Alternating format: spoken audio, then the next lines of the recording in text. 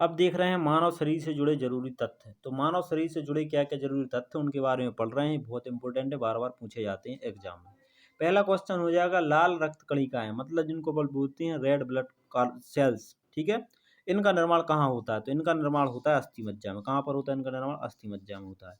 लाल रक्त कण का जीवन काल कितना होता है? तो लाल रक्त कण का जीवन काल होता है 120 दिन का। मतलब आरबीसी का जो कार्यकाल होता है वो कितने का होता है? 120 दिन का होता है। ये चीज आपको पता होना चाहिए। श्वेत रक्त कण, व्हाइट ब्लड सेल्स जो कहलाते हैं, इनका जीवन काल होता है 1 से 4 दिन का। मतलब 1 से 4 दिन में ये टूट जाते हैं और फिर नए बन जाते हैं। इनका 1 से 4 दिन का जीवन काल होता है।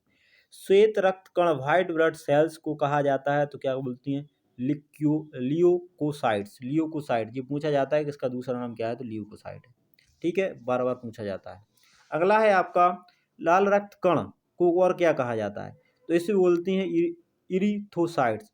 ठीक है, इसे क्या बोलते हैं? इरिथोसाइट। और अपन ने अभी ऊपर जो पढ़ा हुआ था वो क्या था? वो था आपका ल्यूकोसाइट। ल्यूकोसाइट बोलते हैं व्हाइट ब्लड कार्पल्स को, और रेड ब्लड कार्पल्स को क्या बोलते हैं? तो उन्हें बोलते हैं एरिथोसाइट। शरीर का तापमान कौन नियंत्रित करता है? तो वो करता है हाइपोथैलेमस ग्रंथि। हाइपोथैलेमस ग्रंथि है जो शरीर के तापमान को जो है नियंत्रित करती है। ठीक है, अगला क्वेश्चन है मनुष्य की सर्वदाता रक्त समूह कौन सा है? मतलब यूनिवर्सल डोनर जो होता है वो कौन होता है? तो यूनिवर्सल डोनर है वो है ओ। मतलब वो एक ऐसा व्यक्ति, वो जिसका भी ब्लड ग्रुप होगा ना, वो ऐसा व्यक्ति किसी को भी रक्त दे सकता है। ठीक है, मनुष्य की सर्वग्राही रक्त समूह कौन सा है? सर्वग्राही मतलब होता है यूनिवर्सल रिसेप्टेटर।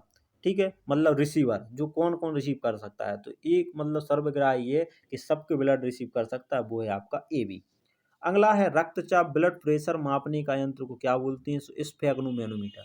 जिनसे अपन क्या मापते हैं? रक्तचाप मापते हैं, मतलब ब्लड प्रेशर की जब जांच होती है तो हम उस मीटर का उपयोग करते हैं, उसका नाम है स्फेग्नोमेनोमीटर। ठीक है, अगला क्वेश्चन है ब्लड बैंक कहलाता है। ब्लड बैंक क्या कहलाता है? तो ब्लड बैंक कहलाता है, उसको बोलते हैं प्लीहा को। ठीक है, ब्लड बैंक इसको बोलते हैं प्लीहा को। भोजन का पाचन प्रारंभ होता है। तो भोजन का पाचन हमेशा याद रखना कहाँ से? वहाँ से प्रारंभ हो जाता है। पचे हुए भोजन का अवशोषण होता है तो छोटी आंत में। पचे हुए भोजन का अवशोषण कहाँ पर होता है? छोटी आंत में होता है।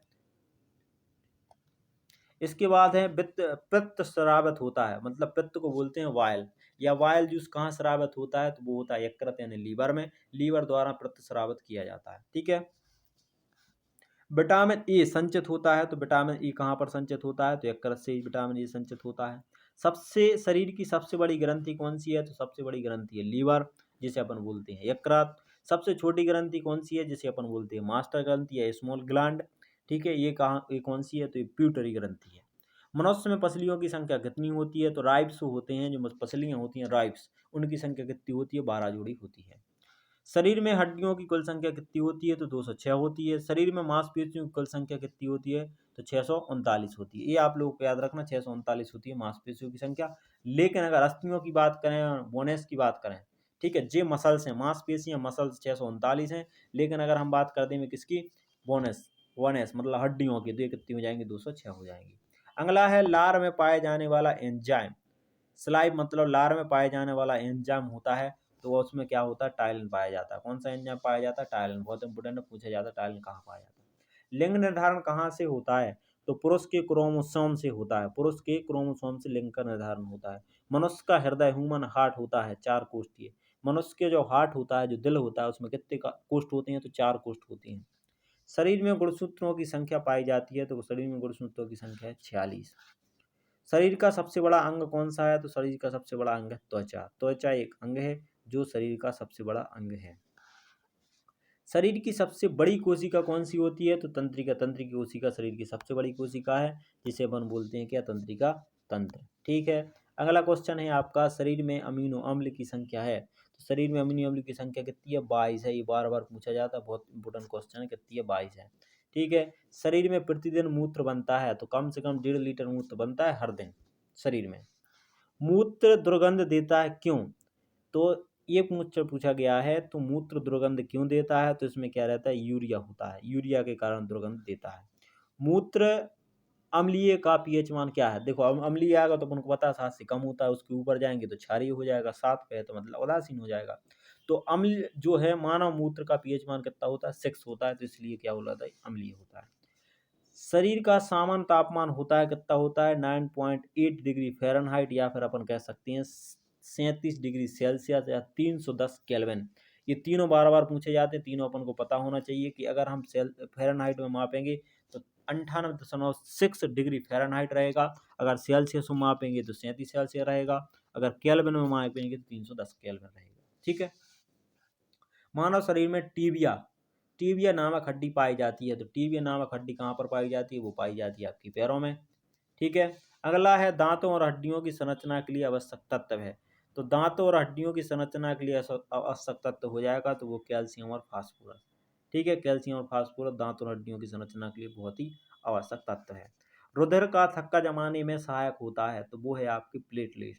प्लेटलेट एक ऐसी हैं जो रुधिर को थक्का यानी ब्लड क्लॉटिंग में सहायक होते हैं। ठीक है, तो प्लेटलेट्स। मस्तिष्क तथा सिर के अध्ययन से संबंधित है तो वो आपकी होती है फ्रोनोलॉजी। श्वसन के दौरान सर्वाधिक मात्रा में ली गई गैस होती है तो वो है आपकी नाइट्रोजन। श्वसन के दौरान जो ली गई गैस कौन सी है? नाइट्रोजन। जीवित जीवाश्म कौन सा होता है? तो साइकस। जीवित जीवाश्म कौन सा होता है? वो है साइकस। मिनी माता रोग किसके कारण होता है? तो जल में मरकरी के प्रदूषण से। अगर जल में मरकरी का प्रदूषण है तो मिनी माता रोग हो जाता है मनुष्य को। ठीक है। मानव त्वचा यानी ह्यूमन स्किन का अध्ययन करने वाली विज्ञान क्या कहलाती है? तो इसे बोलते हैं डर्मेटोलॉजी। क्या बोलते हैं? डर्मेटोलॉजी। डर्मेटोलॉजी मतलब होता है मानव त्वचा का अध्ययन। अगला क्वेश्चन है कीड़ों के अध्ययन करने वाली विज्ञान को क्या कहा जाता है? तो कीड़ों के अध्ययन करने वाली विज्ञान को क्या कहते हैं? वो बोलते हैं एंटोमोलॉजी। पित्त यानी वायल किस अंग के द्वारा पैदा किया जाता है? तो यकृत के द्वारा किया जाता है। ठीक है। मानव शरीर में रुधिर बैंक यानी ब्लड बैंक का कार्य कौन करता है? तो वो आपका तिल्ली है, प्लीहा। तिल्ली या स्प्लीन है जो मानव शरीर में रुधिर यानी बैंक का मतलब ब्लड बैंक का कार्य करता है। शरीर में हीमोग्लोबिन का कार्य होता है तो हीमोग्लोबिन क्या करता है? ऑक्सीजन का परिवहन करता है, इसका एक कार्य होता है हीमोग्लोबिन, जो किसमें पाया जाता है? ब्लड में पाया जाता है। हीमोग्लोबिन में क्या होता है? तो हीमोग्लोबिन में होता है लोहा। मानव शरीर में खून किसकी उपस्थिति के कारण नहीं जमता है? अगर अपने शरीर में हेपेरिन है ना तो मानव शरीर का खून नहीं जमेगा। अगर हेपेरिन क्या होता है खत्म हो जाता है तो अपना शरीर का रक्त जो जम जाता है और व्यक्ति की क्या हो जाती है? मृत्यु हो जाती है। रुधिर के प्लाज्मा में किसके द्वारा एंटमीबा निर्मित होता है? तो लिम्फोसाइट्स के द्वारा एंटमीबा क्या होता है? निर्मित होता है। लाल रक्त कणिकाएं आरबीसी का शमशान कहा जाता है। इनका कहने का मतलब ये है कि आरबीसी कहाँ पर खत्म होती हैं? तो वो है प्लीहा में खत्म हो जाती आरबीसी। ठीक है।